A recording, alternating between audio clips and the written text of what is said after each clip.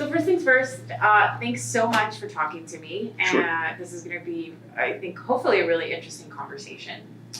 Normally I would ask you to say and spell your name, but I'm not going to do that because I think we all know what That's fair. to at Okay. this point, at least in this setting. But, I'm really curious to learn more about this journey that you've been on for the past several months. And I want to talk about some specifics as well. Sure. So the first thing I want to ask you, Adrian, is, I think it's safe to say that most of us are never really 100% happy, right, with the way we look or the way we feel. We always think that, Right. this can be better, that can be changed. But I want to know what was truly your moment of saying, enough is enough. I'm done. I'm done carrying this extra weight around. When was that moment? What brought it on for you? So I actually remember the specific moment. I don't remember the date, but I remember being there in that moment. And it was sometime kind of early mid-January, like in the teens, right? January 10 through 15 something. And I remember waking up and, you wake up and you're kind of bleary-eyed and you roll over. I remember waking up and actually having difficulty sitting up in bed and feeling awful, just feeling really awful, like gravity had been turned up for some reason. It had been a very, very stressful fall, right? The whole 6 months, 2 years prior had been very stressful. I had been eating a lot. I had gained a lot of weight. I was well over, I don't even know how much I weighed, and I hadn't weighed myself since about a month prior, and I was 308 at that moment. But it was just that dread, right, of, oh my gosh, I feel like I can't even get out of bed.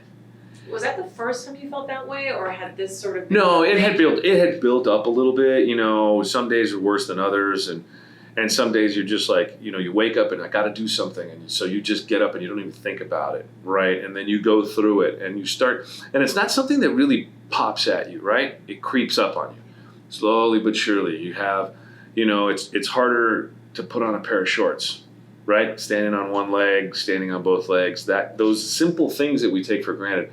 Bending over to tie shoes gets more and more and more and more difficult because you've got to get past this giant extra thing that you've got going on here. And at that moment when that day happened, I was just like, oh man, no more. I can't do this.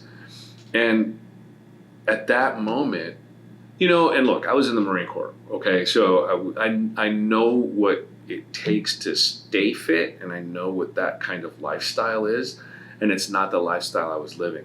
So it actually took me a few weeks to get my head wrapped around the idea of, at this time of day, you will be doing this. Right now, you will be doing this. Right now, you will be doing this. So I actually gave myself a little bit of space to prepare mentally for, you're going to start an exercise regimen, right?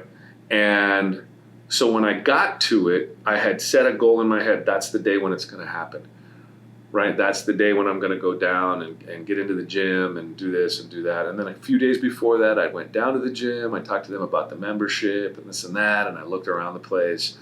And I just slowly but surely got myself to the place.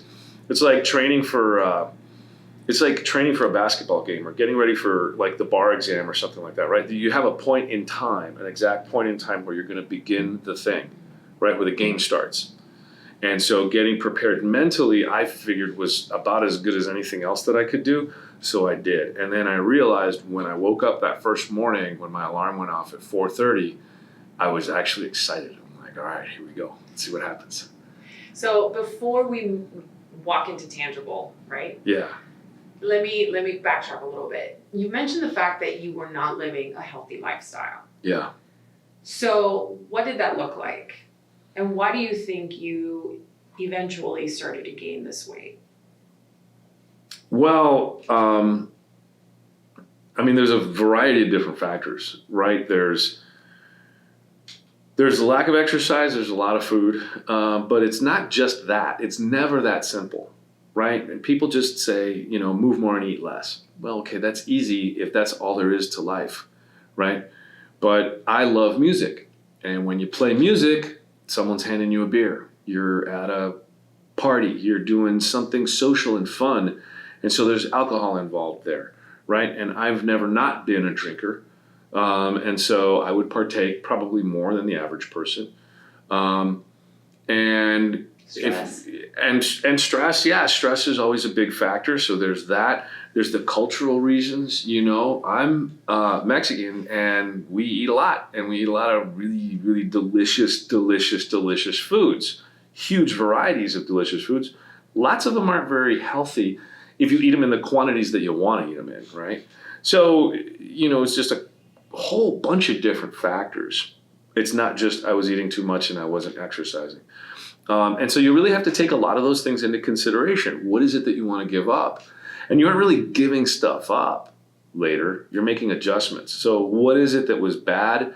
I was, you know, politics takes a lot of time. And you end up staying up really late, several nights a week.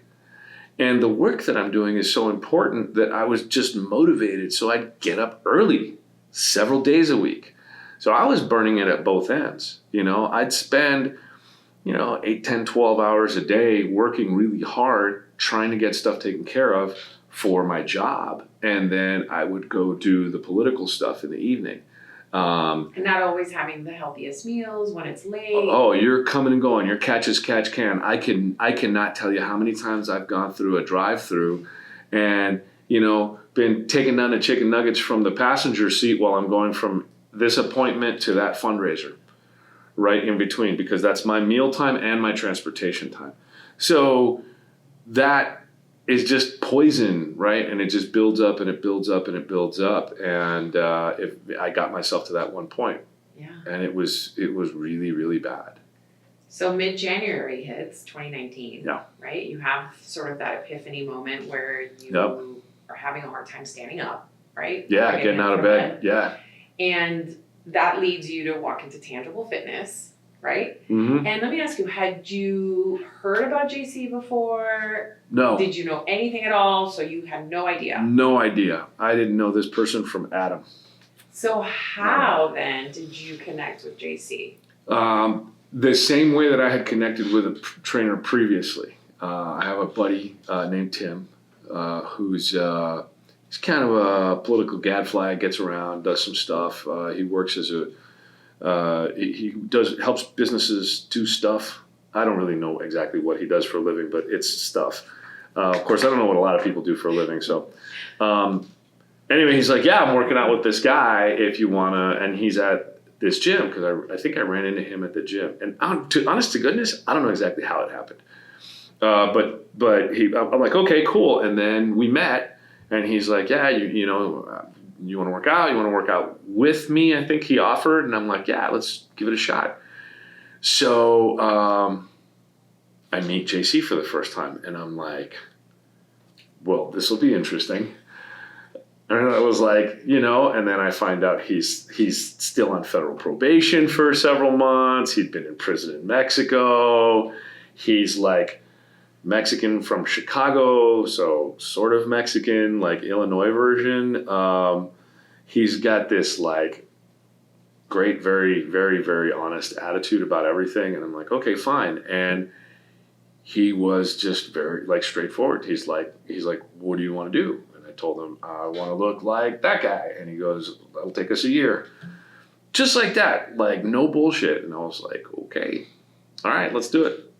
So that's so interesting to hear you describe JC actually very well. Well, you know him. I do know him. You work out with him too. I do. Yeah. I do. So you had no clue, right, before you met him, anything that has to do with his backstory No. or what he's trying to do now? No. Got it. No. I learned all of that. I learned all of that along the way. So when you learned all of that, what did you think? I'm like, great. You know, because look, I spent a lot of years doing criminal defense work myself, right? Representing guys who had done stuff like JC had done and who had been through the things like JC had done. but I never have had very many interactions with folks on the opposite side of the journey to prison, right? You know, I've represented some folks that have done some pretty serious stuff, right? And some of my clients, unfortunately, some are doing well and they're doing their thing, and some of them are still, going to be guests of the state or the U.S. government for some time. But it wasn't really like that was the defining thing for him, right? I mean, it is in a way, because you can't get away from that being an enormous part of his life, but that really wasn't it. It was like, what does tomorrow look like, right?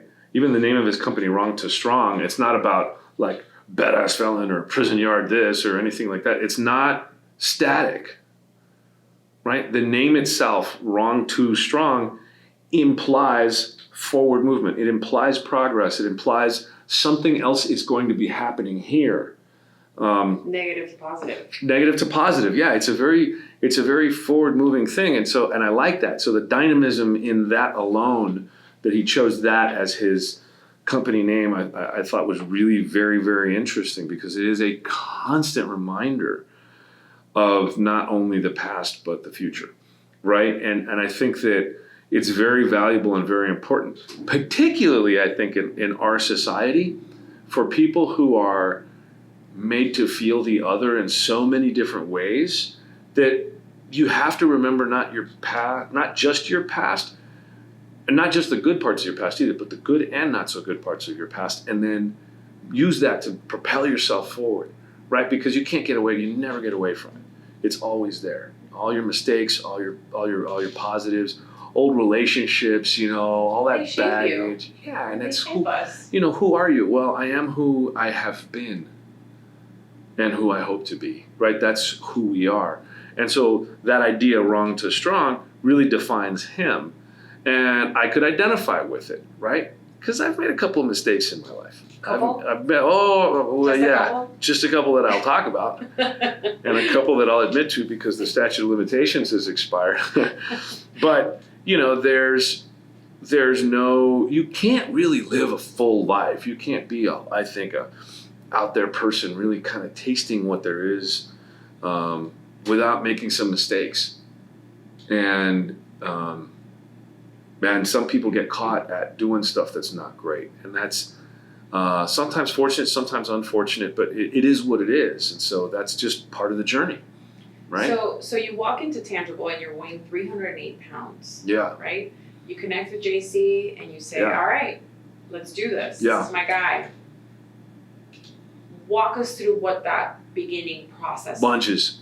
It was lunges. It was a whole world of lunges. There were more lunges involved here than I think the history of lunges was written yet again in the parking lot over at Tangible. Have you been through the yes, lunge? I've been through the lunges. And I mean, it makes all the sense in the world because, and it was really here's the funny part about that, right? So it was all mostly lower legs, right? Or lower body, right? And I was doing my own cardio stuff. Every morning I'd go do cardio. That wasn't part of his regimen. I was just like, I know that I need this because of my experience in the past. That's an absolute necessity for me and the way I wanted to feel. He's like, okay, you do that if you want, but this is what we're going to do. I'm like, okay, great. So both of those things worked out really, really well. With what he was doing was really kind of focusing on getting that extra lower body strength built so that we could get those larger muscle groups really burning more calories throughout the course of the day, and then coming back to it again and coming back to it again and coming back to it again, because that's how the human body is really designed. But what was really funny was it wasn't all just lunges. Like one of my favorite exercises was part of that too, and that's where he has this long sort of a stretchy rope that you put around your waist. You're making a face like you've seen it. And then he holds onto it, and you pull him like you're like a horse, right? And I remember I almost fell on my face because instead of holding the ropes himself, he had Tim hold the ropes for me. And this is way early on, and he could, even though with the wrist straps, right, around the wrist thing, Tim couldn't hold me, he had to let me go. And I thought it was really funny because here I am, and I'm still, this is like fresh in, and I'm feeling fat and slow and weak. But what he said was, he's like, you have really, really strong legs. And in my mind, I'm like, no, I don't. I'm just this big kind of sloppy guy. And he says, yeah, he says, how else have you been able to get around? Those legs have been carrying all of the rest of this weight. And it was mind blowing to me. Something so real and so absolutely true and so simple would really like give me like this perspective shift, like, I don't see it that way. And so I'm like, okay, now that makes sense. And so what I ended up doing was sort of like, at that moment I realized, I'm like, this guy is looking at everything. He's looking at my whole body, my whole experience, right? Not just, wow, you've got strong legs for a fat guy, but your legs are very strong because you've had to manage all of this weight. And so, of course, you're going to be stronger in your lower extremities than Tim is, because Tim weighs, a third less than you do. And so I was like, that's a really, it's not something that I really kind of, I guess, expected. There's a lot of unexpected gems that come up with this guy, Can you give me some examples? Yeah, he'll start talking about like muscle groups and like chemical reactions and the way some things work. And I admittedly, sometimes I go check. Like, I'll go like look at stuff and I'll be like, I'll be darned, he's right. I'll be darned. So like, he knows what he's talking about, right? And here's the funny thing about it is there's no pretense about him. Like, he's rough around the edges and sometimes his vocabulary isn't perfect.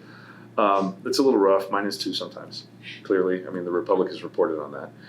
But it's not, it doesn't come from a place of pretense. It doesn't come from a place of, I know better than you.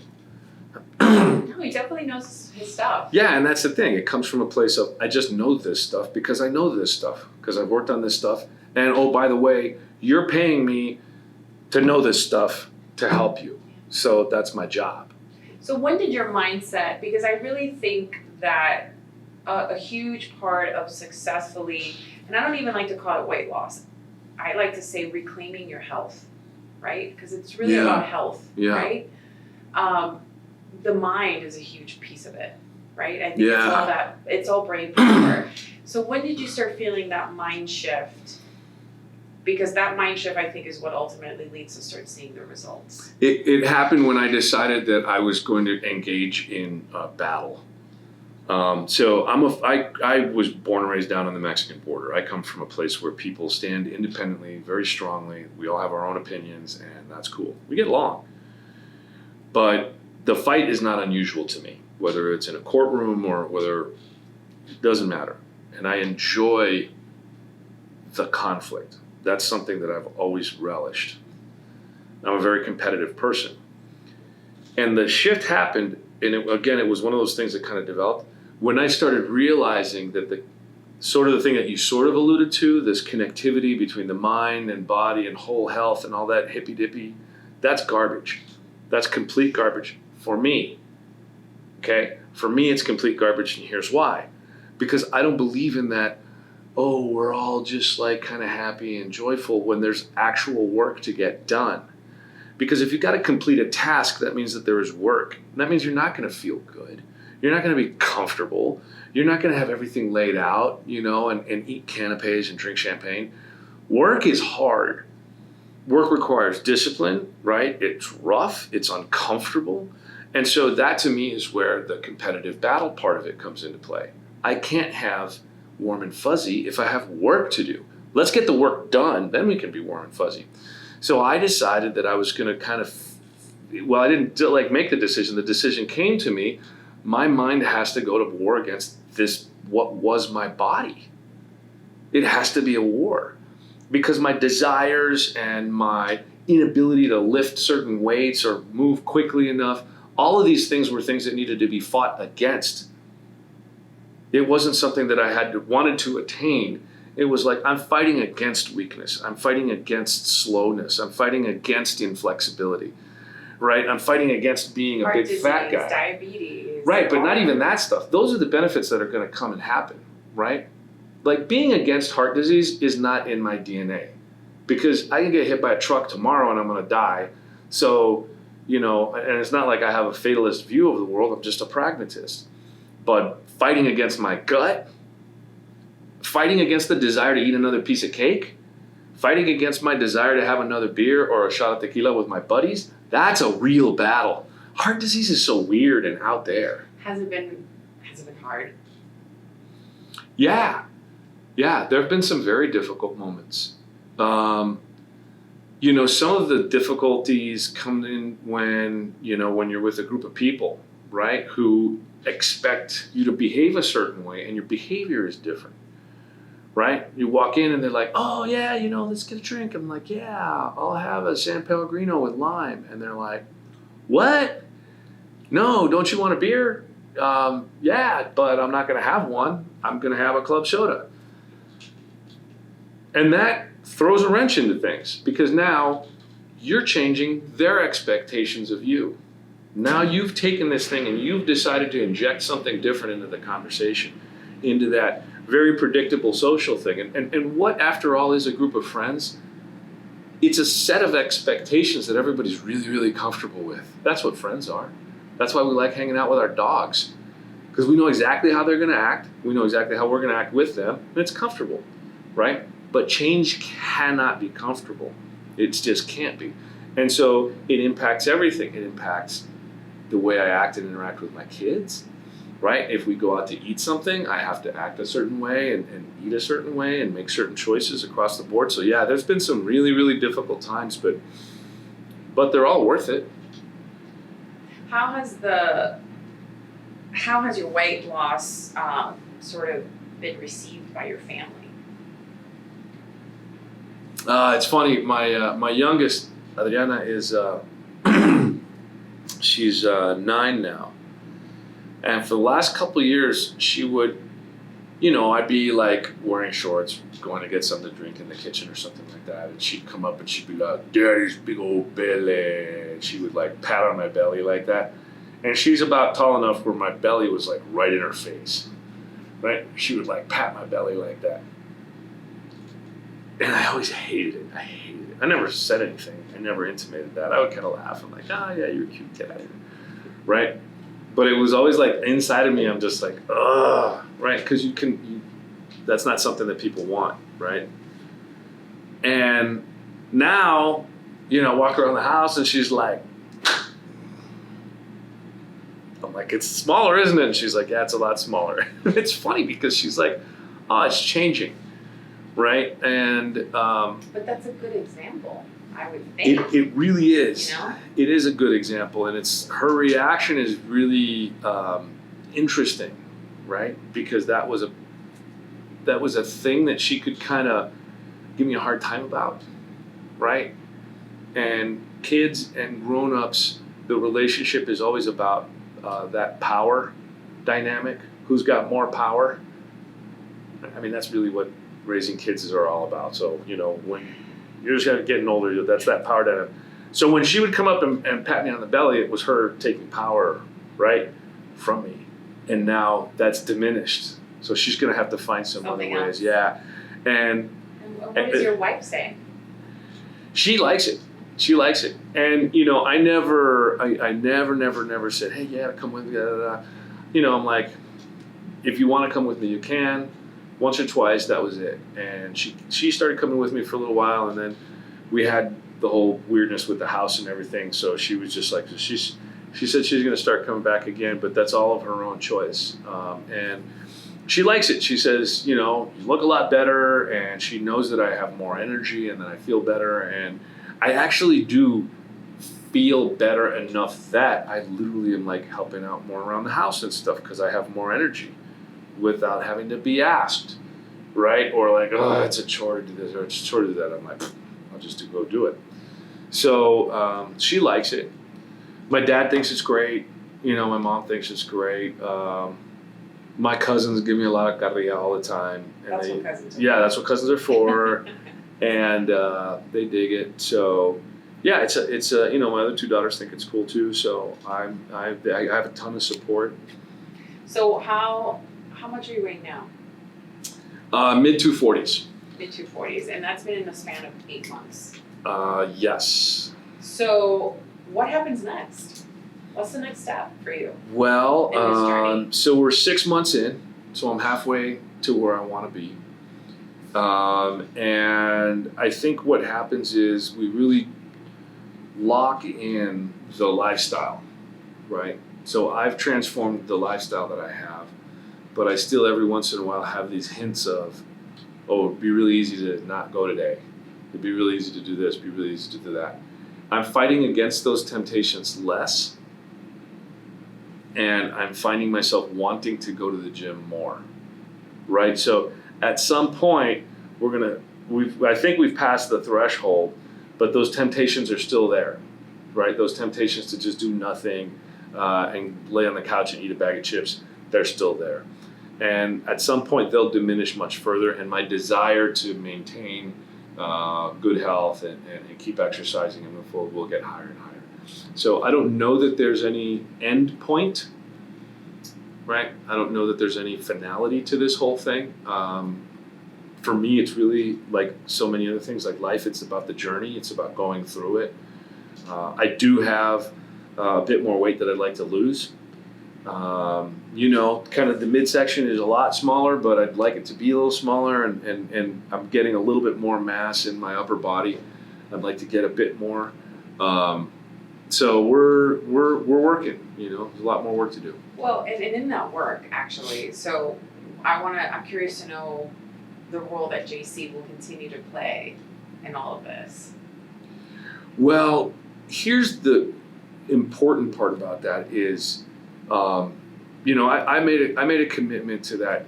He said it's going to take you a year, and I'm like, all right, let's go, right? And then that was. So there's no question that our relationship will last far beyond our professional relationship. Just because he's a fun guy to be around, and he's fun to tease. He takes it well. He gives back, but he takes it well. But I think from here on out, we're really kind of at the halfway point, right? And I've made some significant progress, but I think it's a lot easier to lose weight than it is to build muscle. That takes a different type of discipline. It takes a different type of dieting. It takes a different type of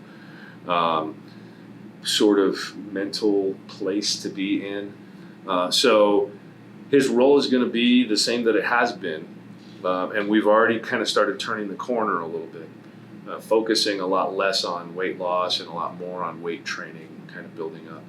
So, the role of advisor, that role of, being right there, helping me to continue to learn more about my body, to learn more about what I need to do, not just to build, but to maintain, and giving me really good advice about habits and food and all those kinds of other things. So, yeah, so I think that relationship will continue on.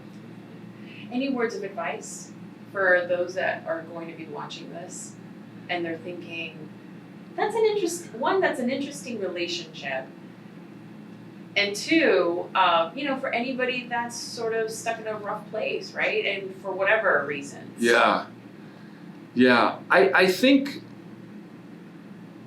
I think that the one thing that I would encourage people to do is, prepare yourself mentally, right?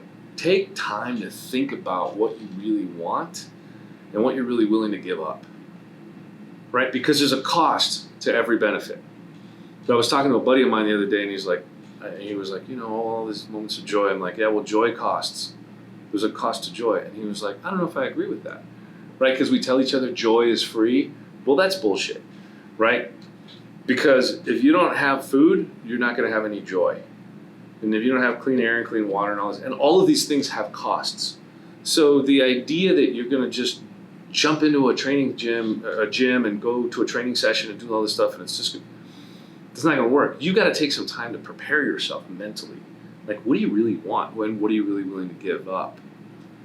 And then you got to do it. Anything additional that I may have left out that you want to add that you think is important? I think one last thing that's super important is this. I would, and another kind of piece of advice, probably the piece of advice I should have said first was, don't try to do it all at once, because you can't. Don't be a pendejo and jump in and I'm going to change my diet, I'm going to get a trainer, I'm going to go to the gym, I'm going to exercise all the time, I'm going to get new clothes and this and this. stop. No, you're not. You're going to do the same thing that I've done 3 or 4 times before, and you're going to go hard for a couple of days, and then your body is going to be sore, and you're going to peter out, and then you're going to feel terrible, and you're going to go grab a big bag of chips and sit on the couch and eat them while you're watching a bunch of healthy athletes run up and down, and you wish you were them. Do one thing at a time. Add one habit at a time, right? Then add the next one. Then add the next one. And that's okay, right? As long as you're kind of doing one thing at a time. I didn't change my diet very much at all when I first started. Hardly at all. So I was actually going to ask you that. So can you just sort of tell us quickly, how many times are you training during the week? And then sort of what does your diet mainly consist of now? So my training regimen is 7 days a week. I will always do something, right? Whether it's 45 minutes walking outside with my dogs or on a treadmill or something, or it's a full-blown, hour-long cardio session or something. There's always something, and that's just me. And then 5 days a week, additional to that, I will work with JC, and we'll do weight training, we'll do a bunch of other stuff. And then we work together to make adjustments in those. I'm kind of excited. I've got a week coming up because I've been going solid for about 6 months where I'm going to take 1 week off. But I've been going for 6 months, a couple times a day, 5 days a week. So, but it's like everything else. You just got to get into a program that you can do, and then you got to stick to it. And then what does your food mainly consist of now? Food's really interesting because what I have done is I haven't changed a lot of what I'm eating. I just changed a lot of how much and how often, right? So I don't. I don't eat I won't go to Filiberto's and get a carne asada quesadilla and just take that down at 2 p.m. for a snack. That won't happen anymore.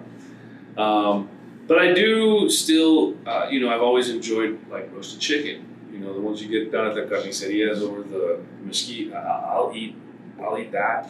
I'll eat. I'll do some shakes every once in a while. Some whey protein isolates, drinks here and there. I've increased the amount of protein, but once we started locking in the diet, then it's like I'm following my macros and I'm tracking stuff and this and that. It seems complicated and everything, and it kind of is, but I got to the point where, I wanted to do that. So, But you did have a cheat meal, I think, just recently. I had a cheat meal last night, as a matter of fact. I went down to Grand Avenue Pizza and I had a big, giant double pepperoni pizza with sausage and bacon. And then we went to Dairy Queen and I had a what do they call them, the Blizzard with the Heath bar, a big, large one. So, you're still living, you're still enjoying certain things. I haven't had pizza in 6 months, so I went a little overboard, but it was good. Yeah, and it's good. It's a really, I feel really good, and I hope to meet my goals in another 6 months, and we'll see where we're at. Well, Adrian, I really appreciate you just walking us through this journey. I think a lot of people can benefit from hearing what you have to say, and also learning more about this really interesting, special, and unique relationship that exists between you and JC. So thank you. Thanks for taking the time to talk to me about it. Thank you very much. I appreciate it. All right.